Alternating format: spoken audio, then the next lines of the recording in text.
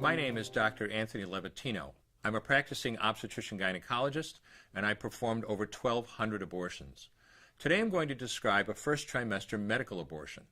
This is a procedure in which the mother swallows pills in order to terminate her baby, and it is performed up to the 10th week of pregnancy. The procedure involves 2 steps. Step 1. At the abortion clinic or doctor's office, the woman takes pills which contain mifepristone, also called RU46.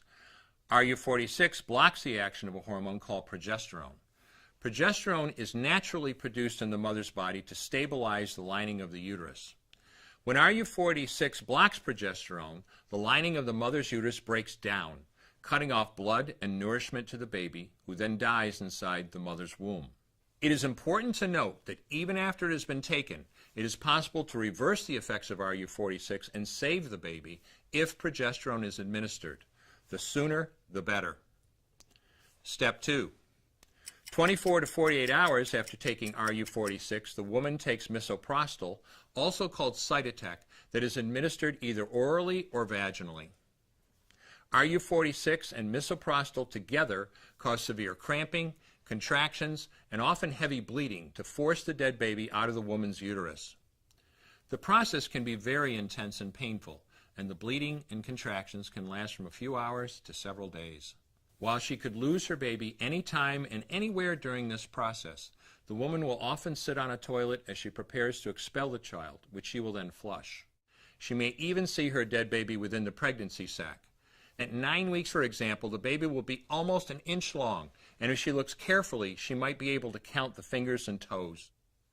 After she has disposed of her baby, the woman may have bleeding and spotting for several weeks. Bleeding lasts, on average, 9 to 16 days. 8% of women bleed more than 30 days, and 1% require hospitalization because of heavy bleeding.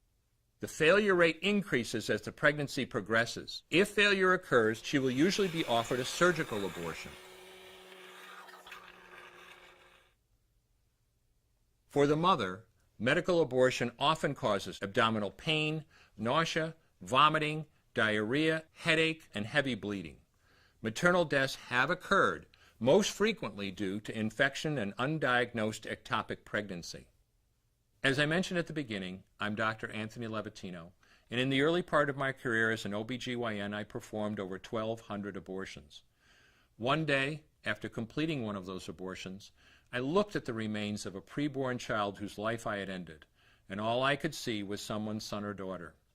I came to realize that killing a baby at any stage of pregnancy for any reason is wrong. I want you to know today, no matter where you're at or what you've done, you can change. Make a decision today to protect the preborn. Thank you for your time. I will no longer do any more abortions.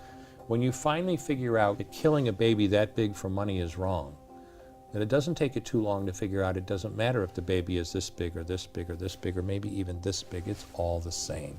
And I haven't done any since then, and I never will.